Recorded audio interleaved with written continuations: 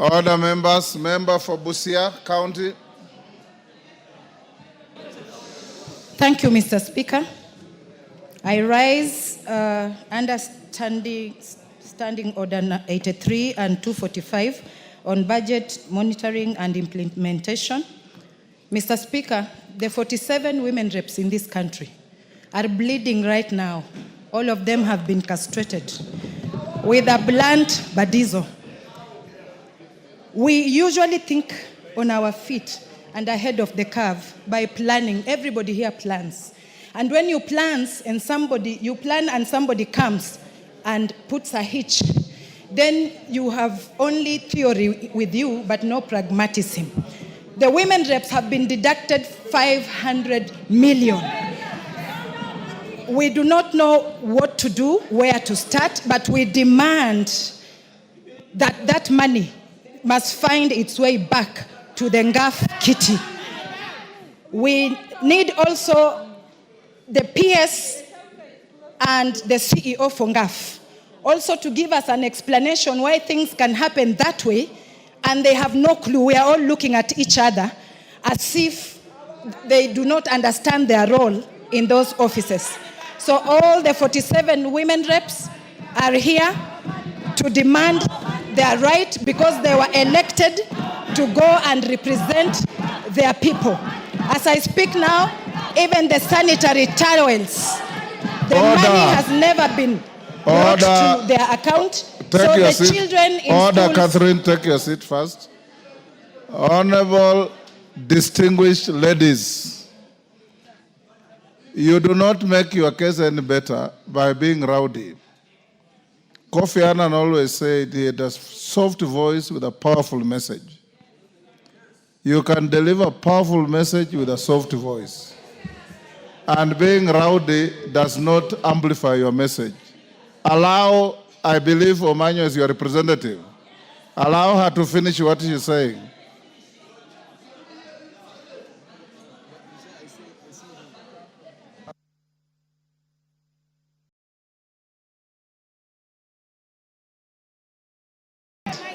Mr. Speaker, it is not easy. Maybe I don't have a soft or soprano voice.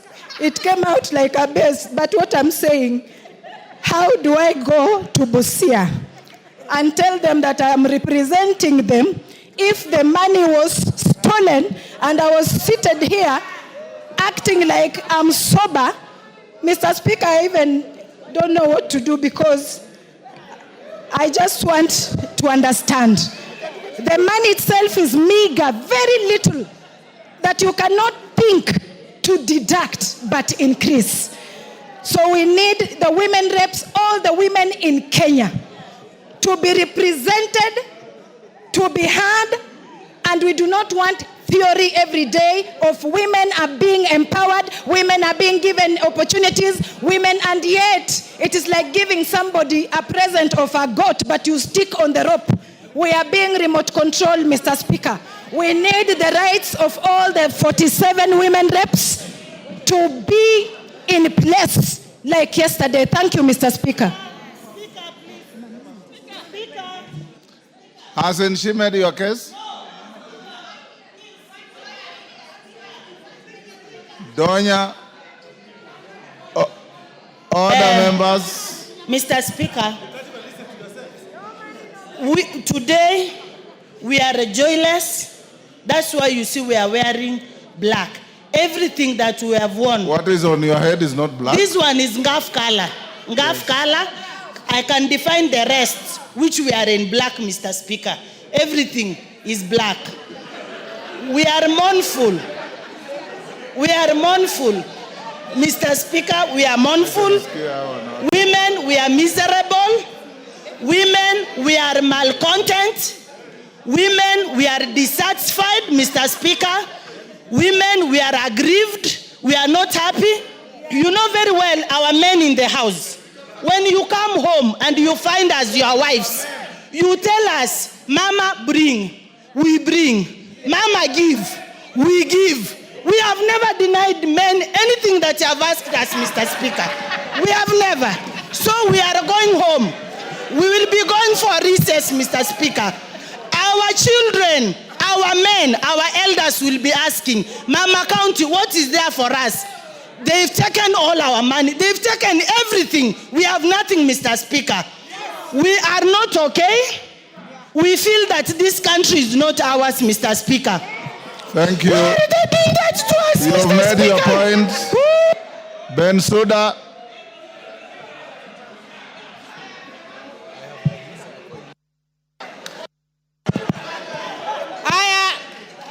Thank you, Honorable Speaker. And now we want the House to be fully silent. Women makes the nation, the world to move. Honorable Speaker, I mentioned to you that you are a speaker worth being a speaker without any other ambition in 2027.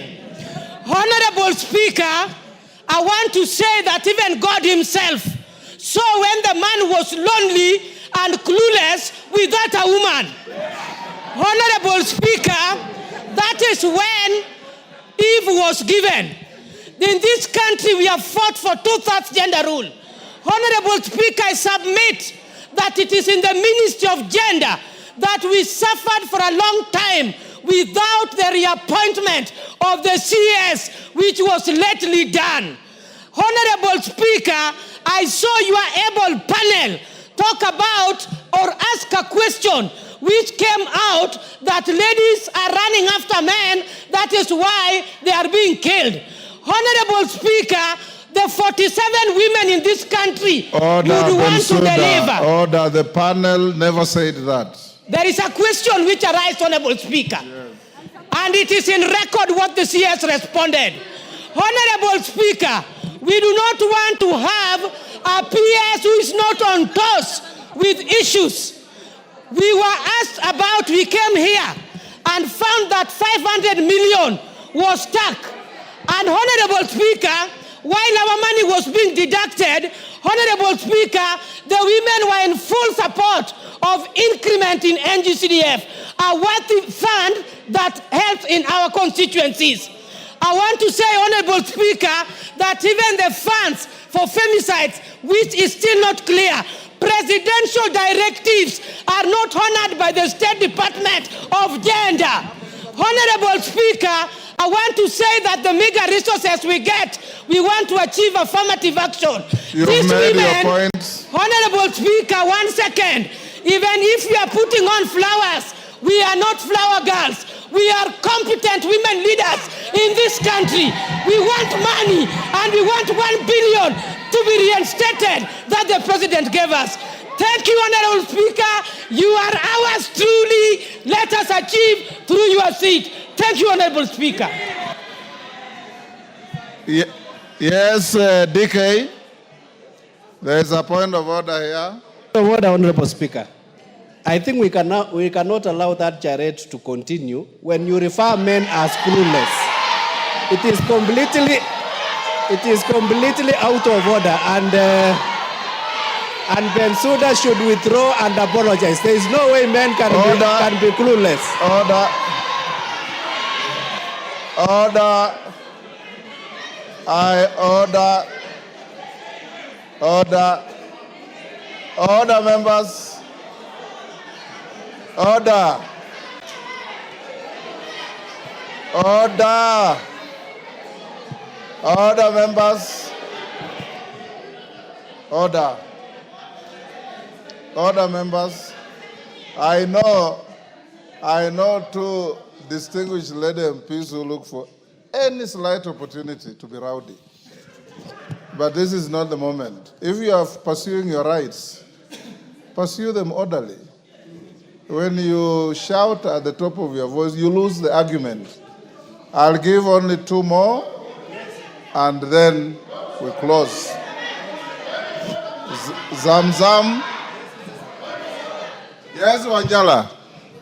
Mama Zamzam, take your seat. Yes, Wanjala. Thank you, Mr. Speaker. Mr. Speaker, even from the Bible, Mr. Speaker, whenever a woman asks for something, is given. Mr. Speaker, this is not something to be debated. Which Bible are you quoting? Mr. Speaker, Genesis.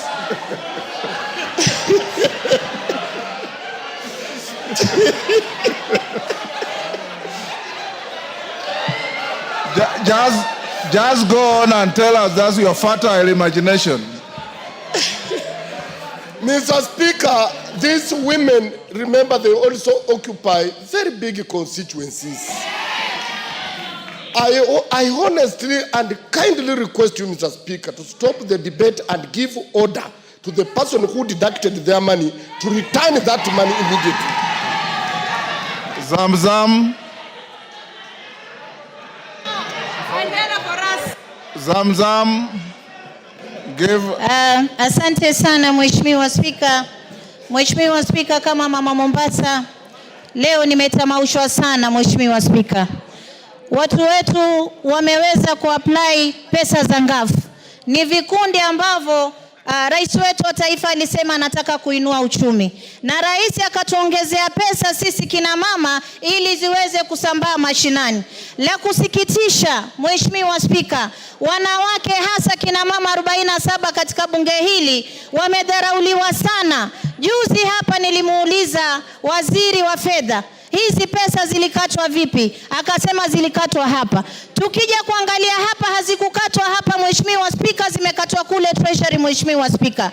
Mimi tunataka niwaelezee wa Kenya, hawa kina mama 47 mnaoona leo bungeni, wakija kule mashinani, mimi naomba muwaelewe pesa zao zimekatwa. Kama kuna groups zilikuwa zimeapply NGAAF, na waomba mjue grupu nyingi sana zitakosa NGAAF, msiweze kuwapiga hawa kina mama kule mashinani. Lakini awali ya yote Mheshimiwa Spika, mimi naomba waziri wa fedha aturegeshe 500 million zetu ambazo amekata. Na mimi naomba waziri wa fedha, manake tumeona hata imekuwa advert kwenye gazeti Mheshimiwa Spika, tuko kina mama 47. Lakini advert imewekwa kwa gazeti, mambo ya sanitary towels wameweka counties 17 peke yake. Sasa kule kwetu Mombasa hakuna, ijionekana. Watasema mama Zamzam amekula pesa Mheshimiwa Spika. Leo huyu kwa Busia ataambiwa amekula pesa Mheshimiwa Spika. County ni kubwa, pesa yetu ni ndogo, badala tuongezewe tunafinywa. Rais alisema atatetea kina mama, na leo mimi namuomba rais kwa unyenyekevu, una power, una nguvu, muite waziri wa fedha aje turegeshe pesa zetu, tuingie mashinani, tufanye kazi ili kazi yako ionekane. Asante sana Mheshimiwa Spika. Thank you, good ladies, you have made your point. Let me now ask the finance chair.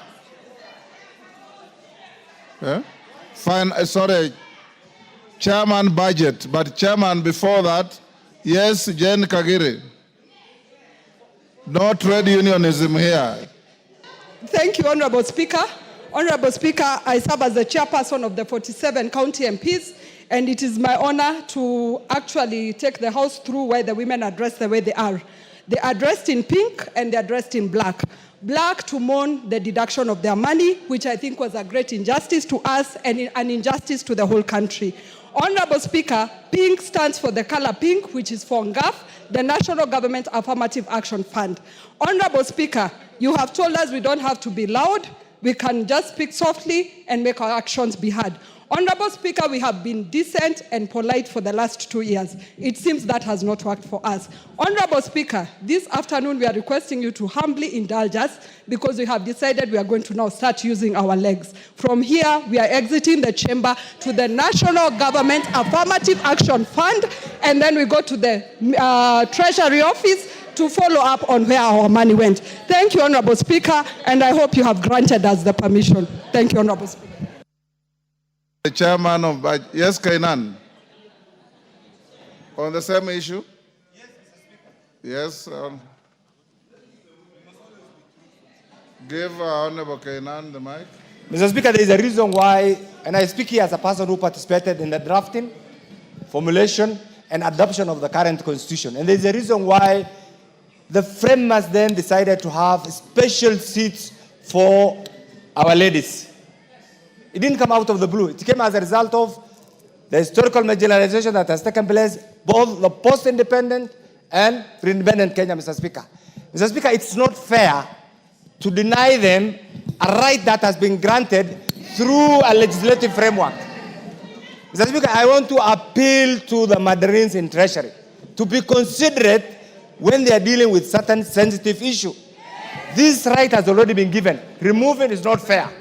Mr. Speaker, you also know that our ladies are the majority voters in our country. They are the majority in the population, Mr. Speaker. Mr. Speaker, I want to appeal to my chair here. Even as a member, I feel ashamed. Let me tell you the truth. Out of a budget of 4.7 trillion, denying our ladies 500 million in the middle of the budget, it's not fair. Mr. Speaker, I want to plead with you. Direct the chairman budget to urgently find a mechanism to reinstate these provisions so that our ladies are not subjected to what they are going through. And in future, Mr. Speaker, because we are all in this political arena, we should be careful with certain decisions that we make.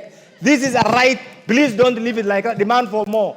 Demand for more allocations. That is the only way you can represent the 47 counties that you are representing. I support your cause.